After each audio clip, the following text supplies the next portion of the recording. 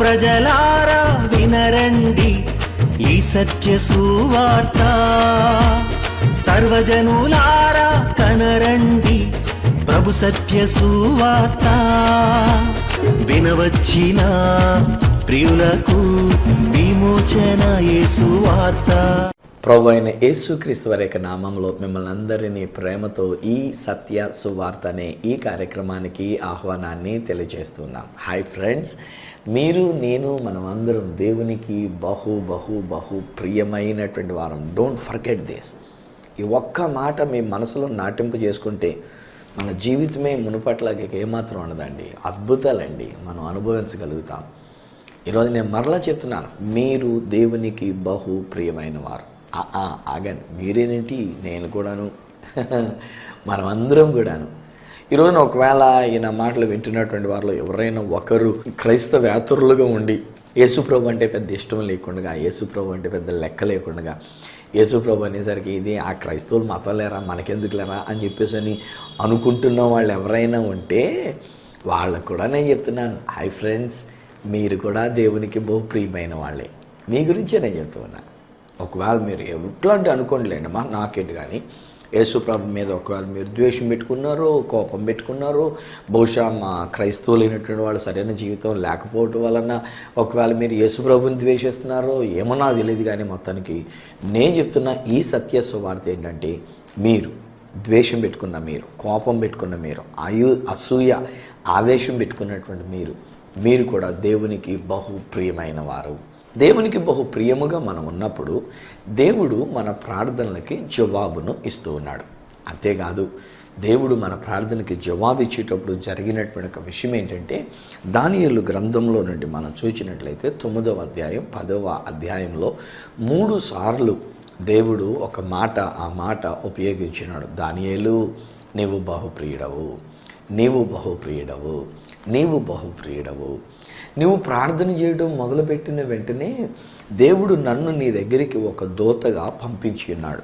జవాబిచ్చి మరీ పంపించినాడు. ఒట్టి చేతులతో నేను రాలేదు. నువ్వు అడుగుతున్నటువంటి ఒక ప్రార్థనకి జవాబు తీసుకొని నేను వచ్చి ఉన్నాను. ఈ ప్రజల యొక్క విమోచన కొరకు నీవు అడుగుతూ ఉన్నావు. ఈ ప్రజల రక్షణ కొరకు నీవు అడుగుతూ వచ్చి ఉన్నావు. 70 సంవత్సరాలు మేము బానిసత్వంలో ఉండిపోయింది, ఇక చాలు అనుకొని నీవు అడుగుతూ వచ్చి ఉన్నావు. కానీ ఈ దినాన్ని నీవు అడుగుతున్న ప్రార్థనకి జవాబుగా వారికి విడుదల, విమోచన కలుగుతుందనే మాట చెప్పడానికి అట్టి జవాబుతో నేను నీ దగ్గరకు వచ్చినా అని అంటూ, ఇక్కడ 10వ అధ్యాయంలోంచి కనుక మనం చూసినట్లయితే 13వ వచనంలో ఒక మాట ఎలాగునా తెలియజేస్తున్నారు. నేనైతే వచ్చా, జవాబు తీసుకొని వచ్చా, కానీ మధ్యలో ఏం జరిగిందనంటే, పారసీకుల దేశాధిపతి, రాజ్యాధిపతి, పారసీకుల రాజు ఒకడు నన్ను అడ్డగించి ఉన్నాడు. అప్పుడు నేనేం చేయాలో నాకు తోచున్నప్పుడు దూతలలో ఒక దూత, మిఖాయేలు అనేటువంటి ఒక దూత, ఆయన వచ్చి నాకు సహాయం చేసి అతన్ని ఎదురించి ఉన్నాడు. తద్వారా 21 దినములు నీకు రావాల్సినటువంటి ఒక జవాబు ఆలస్యమైనటువంటి ఒక పరిస్థితి కనబడింది. కానీ ఇదిగో నేను వచ్చా, యుద్ధం అయిపోయింది, వాడు ఓడిపోయాడు, ఆ పారసీకుల రాజుని జయించేశాం, ఇప్పుడు ఆ యొక్క జవాబు తీసుకొని నీ దగ్గరికి వచ్చా. ఎందుకనంటే నీవు బహు ప్రియమైన వ్యక్తివే గనక. హాయ్ ఫ్రెండ్స్, ఈరోజు నేను మీతో కూడా మాట్లాడుతున్నటువంటి మాట ఇదే. మీరు, నేను, మనం అందరం దేవునికి బహు ప్రియమైనటువంటి వారం. దేవుడు తన జవాబునిచ్చి తన దూతని మన కొరకు పంపి ఉన్నారు. జవాబు మన కొరకు పంపబడి ఉన్నది. God has sanctioned it, sign చేశాడు ఆయన. తీసుకెళ్ళి ఇది సువార్తరాజుకి చెప్పు, తీసుకెళ్ళేది సువార్తరాజుకి అన్నట్టుగా మీ పేరు పెట్టి దేవుడు మీ కొరకు కూడా ఆయన చెప్పినాడు, మీకు ఇవ్వడానికి మీ కొరకు ఆయన జవాబు పంపినాడు. బట్ ఏం జరుగుతుంది మధ్యలో? ఎందుకు మనం ఒకవేళ జవాబును అనుభవించలేకపోయి ఉన్నాం? ఎందుకు మనం దానిని సంపాదించుకోలేకపోయి ఉన్నాం? ఎందుకు మనకు అది రాలేదు మన దగ్గరికి అని ప్రశ్న వేసుకుంటే, దెర్ ఈజ్ ఎ పర్సన్, ఒక రాజు ఉన్నాడు. పారసీకుల రాజు అని పిలువబడుతున్నటువంటి ఒక రాజు ఉన్నాడు. అతడు ఏం చేశాడంటే, ఈ వార్తను తీసుకుని వచ్చినటువంటి ఒక దూతని అడ్డగించినాడు. అమ్మో, ఇప్పుడు మనం ఏం చేయాలంటే, మనం యుద్ధం చేద్దామా, మనం వెళ్ళి పోరాడదామా, మన కొరకని వచ్చినటువంటి ఒక జవాబుని మనం సంపాదించుకుందామా, మనం కష్టపడదామా, మనం చెమట కారుద్దామా, మనం ప్రయాసపడదామా, ఆయాసంగా మనం కష్టపడి మనం పని చేద్దామా? No, never. ఈరోజున అదే నేను మీతో చెప్తాను. Because you are the most believed. మీరు దేవునికి బహు ప్రియమైన వారు గనక మీరు నేను మనం ఏం చేయాల్సిన అవసరం లేదు బిడ్డలు. దేవుని యొక్క వాక్యం అంటుంది యుద్ధము యెహోవాదే, యుద్ధము యెహోవాదే. చాలా చోట్ల బైబిల్ గ్రంథములో ఇశ్రాయేలు ప్రజలైనటువంటి వారికి యుద్ధాలు ఎదురైనప్పుడు దేవుడు జోక్యం చేసుకొని దేవుడు ఇశ్రాయేలీయుల పక్షముగా యుద్ధము చేసి ఉన్నాడు. ఫరో రాజు ఇశ్రాయేలీని పంపించేస్తాడండి. సరే వెళ్ళండ్రా బాబు, నా ఇంట్లోనే పెద్ద కుమారుడు చచ్చిపోయాడు, నా జ్యేష్ఠ కుమారుడు చచ్చిపోయాడు, పొండ్రా బాబు మీరు పొండ్రా అని చెప్పేసాను. వారు వెళ్ళిపోయిన తర్వాత మళ్ళీ ఆయన ఆలోచన చేసి ఇదేంట్రా వీళ్ళు వదిలిపెట్టేస్తే రేపు పొద్దున మనకు పనిచేసేటువంటి వాడు మనకెవడో పని చేయకుండా పోతాడు అనుకొని వెనకాల రథాలు వేసుకొని సైన్యాన్ని తీసుకొని మళ్ళీ వెళుతూ ఉంటాడు. ఎర్ర సముద్రం దగ్గర ఆటంకపరచబడ్డారు. ఈలోగా ఎర్ర సముద్రం 2 పాయలే ఇశ్రాయేలీలైనటువంటి వారు దాటి వెళ్ళిపోతారు. ఈలోగా వీళ్ళు కూడా వాళ్ళు దాటి వెళ్ళినట్లుగా ఆరిన నేల మీద దాటి వెళ్ళిపోదామని చూసేసరికి వీళ్ళు సరిగ్గా ఆ ఎర్ర సముద్రం యొక్క మధ్యలోనికి వెళ్ళేసరికి మరలా దేవుడు మోషేతో మాట్లాడుతాడు, నువ్వు చేయి చాపేసరికల్లా ఈ సముద్రం మళ్ళీ యథావిధిగా వచ్చేసినాయి, ఆ నీళ్లు యథావిధిగా వచ్చేసినాయి. అప్పుడు వీళ్ళు దానిలో భయంకరంగా కష్టపడుతూ ఆ సముద్రపు నీళ్లలో మునిగిపోతూ అక్కడ వాళ్ళు కేకలేస్తున్న మాట ఏమంటారంటే, అయ్యా రాజా, ఆ ఇశ్రాయేలీయుల పక్షంగా వాళ్ళ దేవుడైన యెహోవాయే యుద్ధము చేస్తున్నాడు, మనం తట్టుకోలేము, వెనక్కి పారిపోదాం రండి అని చెప్పేసి వాళ్ళు కేకలేసుకొని ఆ మిగిలిన వాళ్ళు ఎవరో గట్టు మీద ఉండినటువంటి వాళ్ళు రాజుగారు బహుశా ఇంకెవరైనా ఒకళ్ళిద్దరు ఉంటే కనుక వాళ్ళు కలిసి వెనక్కి ఉంటారు. కానీ అక్కడ దేవుడు అంటున్నాడు, శత్రువు ఒక్కడైనా మిగలకుండగా వాళ్ళందరూ కూడా సమూలముగా నాశనం చేయబడినారు. ఇన్ అదర్ వర్డ్స్, నేను పదే చాలాసార్లు చెప్తూ వచ్చానండి, ఇప్పుడు కూడా మళ్ళొకసారి జ్ఞాపకం చేస్తున్నాను. పాత నిబంధన ప్రకారంగా రాజనీతి, రాజయుద్ధంలో శత్రువు అయినటువంటి వాడు చంపబడడం అది సహజం. కానీ క్రొత్త నిబంధనలో శత్రువులందరూ చచ్చిపోవాలని మాత్రం నేను అనుకోను, అది దేవుడు అనుకుంటుంది కూడా కాదు. చంపడం కాదు అక్కడ కావాల్సింది, వాళ్ళు చచ్చిపోవడం కాదు, వాళ్ళలో ఉన్న శత్రుత్వం చచ్చిపోవాలి. ఇది మనకు వ్యతిరేకంగా చాలామంది ఉంటారండి, నాకు ఉంటారండి, మీకే కాదు స్నేహితులరా, నాకు కూడా కొంతమంది నా మీద సెటైర్లు వేసేవాళ్ళు ఉంటారు, నా మీద వేరేగా మాట్లాడేవాళ్ళు ఉంటారు, వేరేగా ప్రచారం చేసేవాళ్ళు ఉంటారు కాదు ఉన్నారు, అలాగ చేసేవాళ్ళు ఉన్నారు. సో ఇప్పుడు దాని గురించి మనము బెంబెలెత్తిపోయి మనం ఆలోచించవలసిన అవసరం లేదు. దేవుడు అంటాం కదా, నేను చూసుకుంటా ఆ విషయం, యుద్ధము యెహోవాది, పగ తీర్చుకున్నట్టు అది నా పని, అది నాకు విడిచిపెట్టాడు, నేను చూసుకుంటా, శత్రుత్వం అనేటువంటిది లేకుండా చేస్తాను అని ఇది దేవుడు సెలవిస్తున్నాడు. ఎందుకు? మీరు నేను మనం దేవునికి బహు ప్రియమైనటువంటి వారము కనుక. ఈరోజు నేను మీతో మాట్లాడుతున్నటువంటి మాట ఏంటంటే, whatever the battle you are battling, ఏ పోరాటాలు యుద్ధాలు మీరు ఎదుర్కొంటూ ఉండి ఉన్నారు. బహుశా అది ఒక బలహీనత అయి ఉండొచ్చండి, లేక ఒక ఆర్థిక సమస్య ఉండొచ్చండి, లేకపోతే ఒకవేళ మానసికమైనటువంటి సమస్య ఉండి ఉండవచ్చండి, ఎదురాడుతున్నటువంటి వారు మనల్ని ఎదురాడుతున్నట్టుగా ఉండి ఉండవచ్చండి. ఏది ఏమైనప్పటికైనా సరే ఈ దినాన్ని నేను మీతో పంచుకుంటున్నటువంటి ఒక మాట ఏంటంటే, మీరు నేను మనం పోరాడవలసిన అవసరతే లేదు ఇందులోని, దేవుడే చూసుకుంటున్నాడు. He has so many angels అండి. దేవుని దగ్గర కోట్ల దూతలు ఉండి ఉన్నారు. ఆ యొక్క దూతలు మన పక్షంగా ఉంచబడి ఉన్నారు. నేను అంటాను, ప్రతి మనిషికి కనీసం ఒక్క దూతైనా ఉండి ఉన్నారు. మనం పుట్టినప్పుడే దేవుడు మన కొరకు ఒక దూతని కేటాయించి ఉండి ఉండాలి. పుట్టక ముందే మన కొరకు ఒక దూతను కేటాయించి ఉండాలి. ఇప్పుడు దాదాపుగా 600 లేక 700 కోట్ల మంది ప్రజలు యావత్ ప్రపంచం మీద ఉంటే 700 కోట్ల కంటే ఎక్కువైనటువంటి దూతలే ఇక్కడ ఈ భూమి మీద ఉండి ఉండాలి. ప్రతి మనిషికి ఒక దూతనిగా దేవుడు ఏర్పాటు చేశాడు.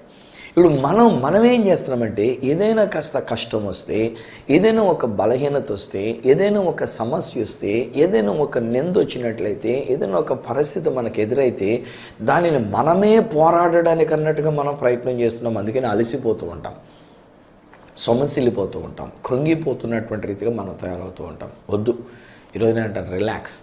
ఫ్రెండ్స్, మీకే నేను చెప్తున్నా రిలాక్స్. అయినా ఈ వయసులో మీకు యుద్ధం ఏంటండి? పెద్దవాళ్ళు అయిన తర్వాత ఒక కుటుంబం మీరు నలిగిపోతున్నారు. మీరే ఏదో శ్రమ పడిపోవాలి, మీరే ఏదో కష్టపడిపోవాలి అని చెప్పేసి అనేది మీ తపన. మంచిదే లేండి. అంటే పిల్లలకి నేను పని అప్పు చెప్పకూడదండి, పాపం వాళ్ళు పని చేయకూడదు, నేనే చేయాలని. కానీ పిల్లలు కూడా ఒక్కొక్కసారి ఎలా అనుకుంటారో తెలుసా, నాన్న అన్ని పనులు నువ్వే చేస్తూ ఉంటే ఇక నేను ఇప్పుడు చేస్తాను నాయన, అమ్మ అన్ని పనులు నువ్వే చేసి పెట్టేస్తుంటే, నా కొరకు కూడా నువ్వే పనులు చేస్తుంటే ఇంకా నాకు ఎప్పుడు నేర్చుకుంటాను, నేను ఎప్పుడు పని చేయగలుగుతాను అని చెప్పేసి అని ఆ పిల్లలు అనుకుంటూ ఉంటారు.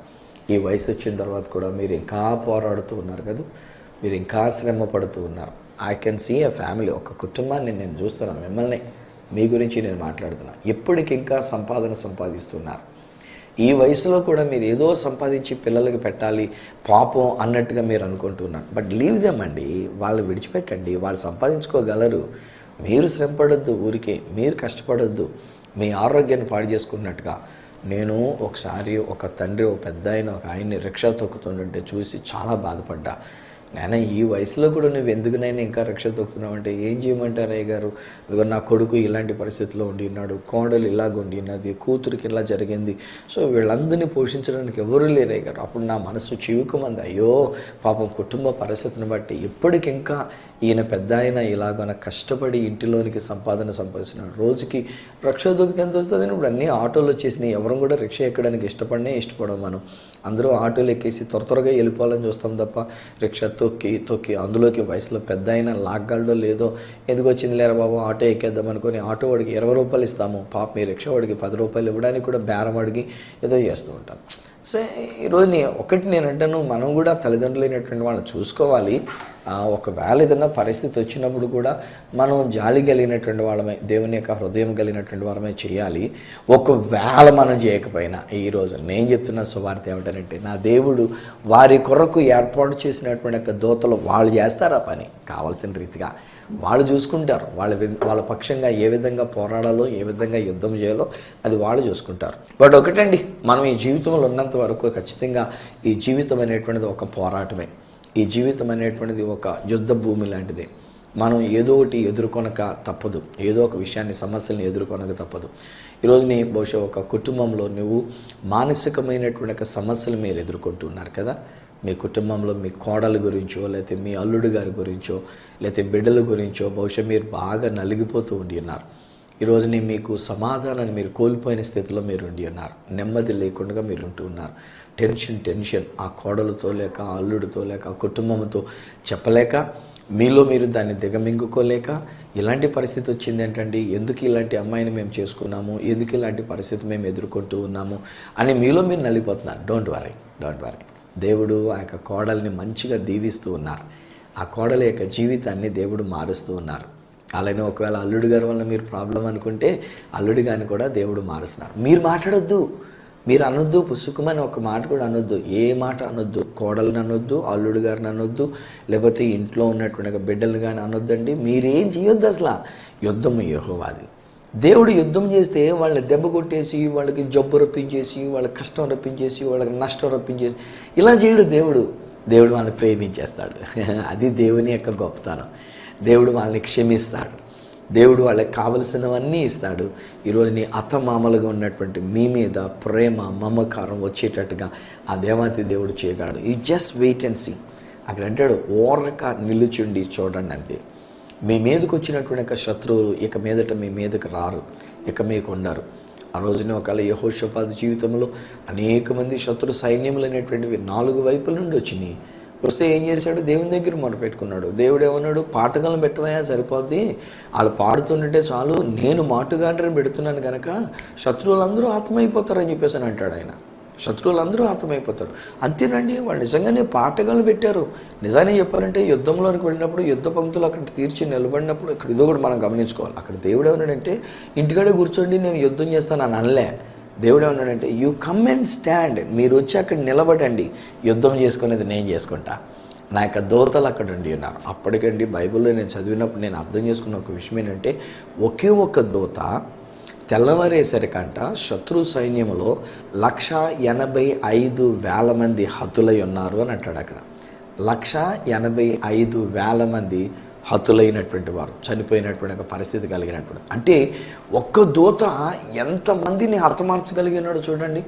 అంత పవర్ఫుల్ అండి దేవుని యొక్క దూతలైనటువంటి వారు. ఏమైనా చేయగలిగినటువంటి వారండి. ఏ యుద్ధము చేతనైనా సరే మనపక్షంగా యుద్ధం చేయగలిగినటువంటి వారండి. ఎన్ని శత్రు సైన్యములు మన మీదకి వచ్చినా, ఎన్ని దేశాలే మన మీదకి వచ్చినా, డోంట్ బి వరీడ్.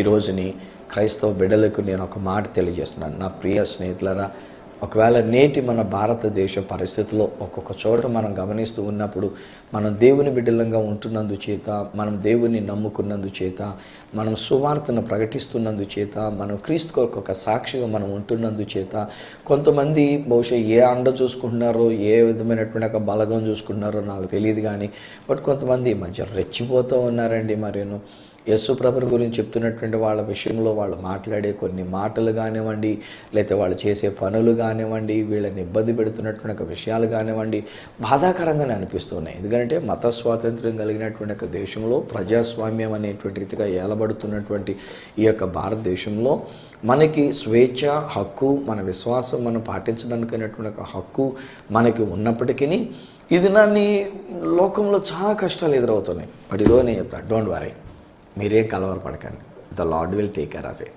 నేనైతే ఏమంటానంటే వాళ్ళందరినీ ప్రభు రక్షించుకుంటూ ఉన్నాడు.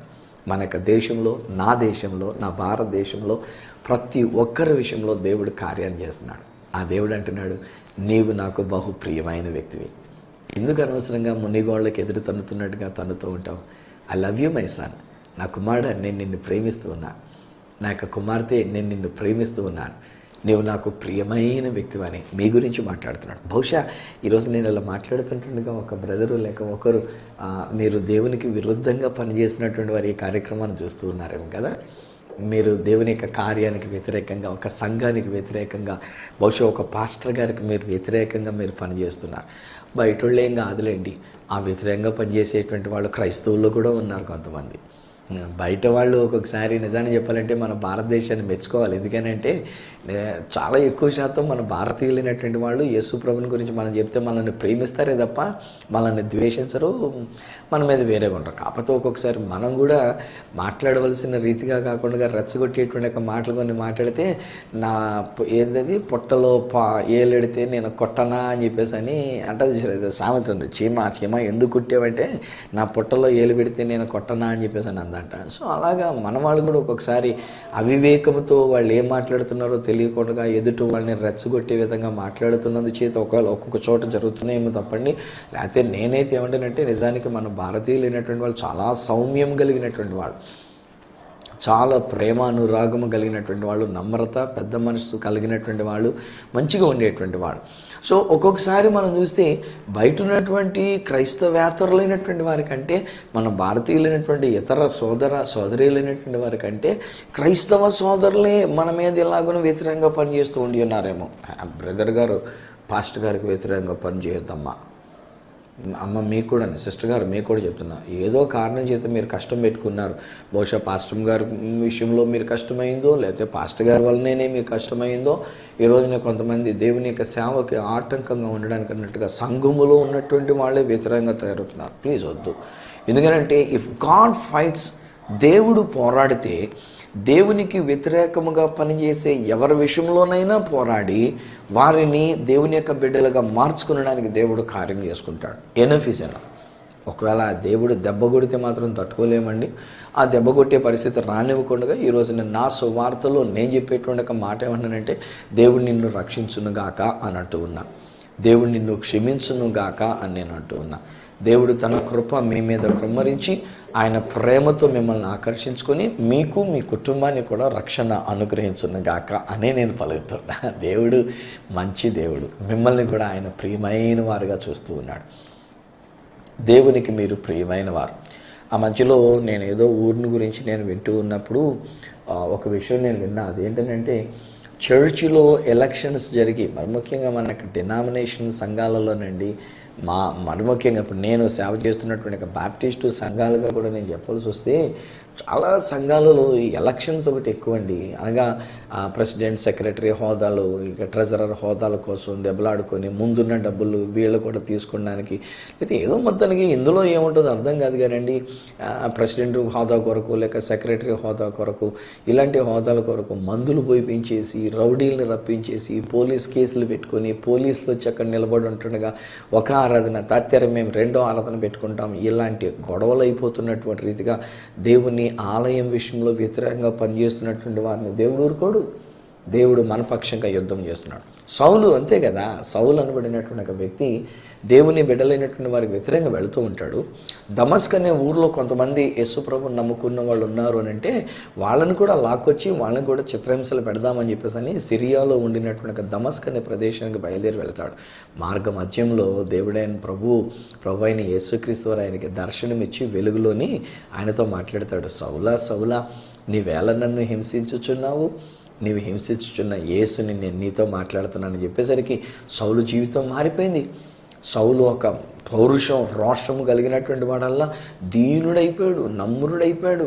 ఒక పౌలుగా అనేటువంటి ఒక పేరుతో ఆయన ఈసారి తన జీవితమే మారిపోయినటువంటి వాడుగా ఆ యేసు ప్రభువుని ప్రకటించడానికి తయారైనాడు. ఈరోజు నేను అది కోరుకుంటున్నా. ఎవరైతే దేవునికి వ్యతిరేకముగా పనిచేస్తున్నారో వాళ్ళందరూ దేవుని సేవకులైపోవాలి. హల్లెలూయా. వాళ్ళందరూ కూడా యేసుక్రీస్తుని గురించినటువంటి సువార్తను ప్రకటించే వాళ్ళు అయిపోతారు. ఇది నా దేవుడు చేసేటువంటి ఒక యుద్ధం, నా దేవుడు చేసేటువంటి ఒక పోరాటం. ఒకటండి, ఒకవేళ అపవాది మనల్ని ఏమైనా చేస్తుంటే వాడిని ఊరు కూడా ఆల్రెడీ 2000 సంవత్సరాల క్రితం యేసుప్రభు వారు శిలువ మ్రాను మీద వేలాడుతున్నప్పుడు ఆయన కాళ్ళలో మేకులు దిగ్గొట్టినప్పుడు అక్కడే ఆడ తలకాయ చెదగొట్టేశాడు ఆయన. సో సైతాన్ గడు అయిపోయాడు. ఇప్పుడు మళ్ళీ యుద్ధం చేయాల్సిన పని లేదండి. మనం తెలుసుకోవాల్సిన సత్యం ఏంటంటే ఆయన ఆల్రెడీ యుద్ధం చేసేశారు. యేసుక్రీస్తు ప్రభు వారు యుద్ధం చేసేశారు. ఆయన ఆల్రెడీ మనపక్షంగా యుద్ధం జరిగించేసి ఆయన శత్రువు అయినటువంటి వాడు, పారసీక రాజు అయినటువంటి వాడిని ఓడించేశాడు ఆయన. ఇప్పుడు మనకి ఆటంకపరుస్తున్నటువంటి ఆటంకాలన్నీ కూడా ఆయన తీసివేశాడు. ఆయన ఇక లేవు, ఆటంకములైనటువంటివి ఇక లేవు. ఆయన మనకు జవాబు ఇచ్చేశారు. ఎందుకనంటే మనము దేవునికి బహు ప్రియమైన వారము గనక తండ్రి అయిన దేవుడు తన ప్రియ కుమారుడైన యేసుక్రీస్తు అనే లోకంలోని పంపించి ఆయన శిలువ దగ్గరికి వెళ్ళి మన కొరకు చనిపోయి తిరిగి లేచటం ద్వారా మనకు విజయాన్ని ఇచ్చేశారు. మీరు జయించిన వారు, మీరు ఆల్రెడీ దేవుని పక్షంగా ఉండినారు, దేవుడు మీ పక్షంగా ఉండినారు. మనకు విజయం కలిగి ఉన్నది, మనం విజయాన్ని పొందుకొని ఉన్నాము, మనము జయించిన వారమై ఉన్నాము. ఇది సత్యం. ఈరోజు ఒకవేళ మనమే దేవునికి వ్యతిరేకంగా ఏదైనా చేస్తుంటే ఆ దేవుడు మన కొరకు చేసేటువంటి ఒక పోరాటం ఏంటంటే మన దగ్గరికి వచ్చి మనల్ని ప్రేమించేసి, మనల్ని కౌగిలించేసుకొని, మనల్ని ముద్దు పెట్టేసుకొని తన యొక్క మంచితనం చేత, తన యొక్క ప్రేమ చేత మనకు రక్షణ భాగ్యాన్ని ఇస్తున్నాడు. ఆయన కొట్టడు. ఈరోజు నేను చెప్పాల్సి వస్తే నేను ఖచ్చితంగా చెప్తున్నాను, ఒకవేళ మీరు ఎంత అల్లరి చేసినా, ఒకవేళ మీరు ఎంత నేనైనా అల్లరి చేయగా విని ఊరుకొని లాస్ట్లో ఎప్పుడోకప్పుడు గంకును కొట్టేయాలనిపిస్తుంది. ఇంకా నాకు ఒక్కొక్కసారి వీళ్ళెంత అల్లరి చేస్తున్నారు, వీళ్ళంత చెప్పిన మాట వినట్లేదు, నేను వేసేయాలి, ఒక దెబ్బ వేసేయాలి, ఆడికి కావాల్సిన 2 కావాలంటే పడా 2 దెబ్బలు వేస్తే అప్పుడు కానీ వీడు కుదురుపడరా అని చెప్పేసి నాకు అనిపిస్తుంది. కానీ నా దేవుడు అలా కాదు. ఆయన ఎంతో ఓపికగా కనిపెడుతుంటాడు. ఆయన తెలిసిందల్లా ప్రేమించడమే, ఆయన తెలిసిందల్లా క్షమించడమే, ఆయన తెలిసిందల్లా మనల్ని కౌగిలించుకోవడమే, ఆయనకి తెలిసిందల్లా మనల్ని ముద్దు పెట్టుకోవడమే. ఆయనకి తెలిసింది ఏంటంటే మన కొరకు గొప్ప విందు చేపించి అందరిని పిలిపించి నా కుమారుడు చనిపోయి మరలా బ్రతికాడు, తప్పిపోయి మరలా దొరికాడు, ఇతని గురించి నేను సంతోషిస్తున్నానని మనల్ని ప్రేమిస్తాడే తప్ప అంతమించలేదండి. అందుకనే దేవుని యొక్క వాక్యం అంటుంది ఆయన యొక్క అనుగ్రహము మనకి రక్షణ, మారు మనసుని కలిగిస్తుందంట. మనల్ని మార్చేసుకుంటాడు ఆయన, తన బిడ్డలుగా మార్చేసుకుంటాడు. మనలో ఉన్న చెడుగుని తీసేస్తాడు. ఆయన పోరాటం మనలో ఉన్న చెడు స్వభావం మీద కానీ మన మీద కాదు. ఒకవేళ మనం ఎవరి మీదనైనా ఎదురాడుతున్నామనంటే, ఎవరి గురించైనా మనం చెడ్డ మాటలు పలుకుతున్నామనంటే, ఏదైనా విషయంలో కల్లా దేవునికి వ్యతిరేకంగా మనం పనిచేస్తున్నామనంటే ఆయన పోరాడుతున్నటువంటిది స్వభావం మీద పోరాడతాడు కానీ మన మీద ఆయన పోరాటం చేయడు. మనల్ని కొట్టడు, మనల్ని తిట్టడు, మనల్ని నరకానికి పంపించాడు. అందుకొరకు రాలేదు యేసుక్రీస్తు ప్రభువారు నన్ను నరకం నుండి తప్పించడానికి, తన యొక్క మోక్ష రాజ్యానికి తీసుకుని వెళ్ళడానికే నా యేసు నా కొరకు ఈ లోకంలోనికి వచ్చినారు. ఈరోజు నేను నేర్పిస్తున్న సత్యం ఏంటంటే ఆల్రెడీ మీ కొరకు దేవుడు తన దూతని ఏర్పాటు చేసి ఉన్నారు. ఆయన మీ పక్షంగా పోరాటాన్ని చేసేశారు. అటు సైతాన్ గాడి మీద పోరాటం చేసి మనకు విజయాన్ని ఇచ్చేశారు. మనకు రావాల్సిన ప్రార్థన జవాబు రానివ్వకుండా ఆటంకపరిచినటువంటి పారసీకుల రాజుని ఆయన ఓడించేశారు. మనకు రేవలసినటువంటి ఆ యొక్క జవాబుని, ఆ యొక్క ప్రార్థన జవాబుని దేవుడు మనకు ఇచ్చేశారు. అంటే ఈరోజు నేను అంటాను, స్వస్థత మీదే, మీరు ఆల్రెడీ పొంది ఉన్నారు. ఆ యొక్క అద్భుతాలు మీవే, మీరు ఆల్రెడీ వాటిని అనుభవిస్తున్నారు. ఒకవేళ మనమే వ్యతిరేకంగా పనిచేస్తున్నట్టే ఆయన చేసేటువంటి పోరాటం మన యొక్క స్వభావం మీద కానీ మన మీద కాదు. ఆయన మన విషయంలో అయితే ఆయన ప్రేమించి, ఆయన కౌగలించుకొని, ఆయన ముద్దు పెట్టుకొని, ఆయన మనల్ని దగ్గర తీసుకొని తన భుజాల మీదకి ఎక్కించుకొని, అబ్బా ఆయన యొక్క ప్రేమ అద్భుతం అండి. ఆయన మంచితనం, ఆయన యొక్క అనుగ్రహం, ఆయన యొక్క ప్రేమ మన జీవితాన్ని మార్చివేస్తుంది. సో అందుకే ఈరోజు నేను అంటున్నా, ఎవరైతే ఇలా వ్యతిరేకంగా, ఒకవేళ దేవునికి, దేవుని యొక్క సంఘానికి వ్యతిరేకంగా అపవాది చేత ప్రేరేపించబడి పనిచేస్తున్నారో వాళ్ళైతే దేవుని యొక్క సేవకులుగా మార్చేస్తున్నాడు. ఆ అపవాదిని ఓడించేశాడు గనక దేవుడు మన పక్షముగా యుద్ధము చేసి మనకు జయమును, విజయాన్ని దేవుడిచ్చి ఉన్నారు. స్వస్థత ఇది మీ సొంతం, అద్భుతాలు ఇవి మీ సొంతం. ఈరోజున దేవుని యొక్క జవాబు మీ కొరకు వచ్చినది. కారణం మీరు, నేను, మనమందరం దేవునికి బహు ప్రియమైనటువంటి వారు. తండ్రి, నీకు వందనాలు చెల్లిస్తున్నాం. మీరు మమ్మల్ని ఎంతో ప్రేమించారు నాయన. మేము తప్పులు చేసినా, ఒక్కొక్కసారి మేము వ్యతిరేకంగా మాట్లాడినా, ఒక్కొక్కసారి నీకు విరోధంగా సైతాన్ గారి చేత ప్రేరేపించబడినటువంటి వారమే మేము పనులు చేసినా, పన్నాగాలు పన్నినా మీరు మమ్మల్ని క్షమించారు, మమ్మల్ని ప్రేమిస్తున్నారు. మమ్మల్ని ప్రేమించారు కనుక మమ్మల్ని క్షమించారు, భుజాల మీదకి ఎక్కించుకుంటున్నారు, మమ్మల్ని ఎంత గారాభం చేస్తున్నారు నాయన. తండ్రి, నీకు వందనాలు, నీకు స్తోత్రాలు. అదే సమయంలో ఒకవేళ అపవాది మాకు వ్యతిరేకంగా ఏదైనా పనిచేస్తున్నట్టే మీ యొక్క దూతలను పంపించి మా పక్షంగా ఆల్రెడీ మీరు యుద్ధము చేసేశారు, చేస్తారు కాదు నాయన. మాకు ఎదురైనటువంటి ప్రతి పోరాటంలో మీరు యుద్ధం ఆడతారు అని మేము అనట్లే. ఆల్రెడీ మీరు యుద్ధం ఆడేశారు.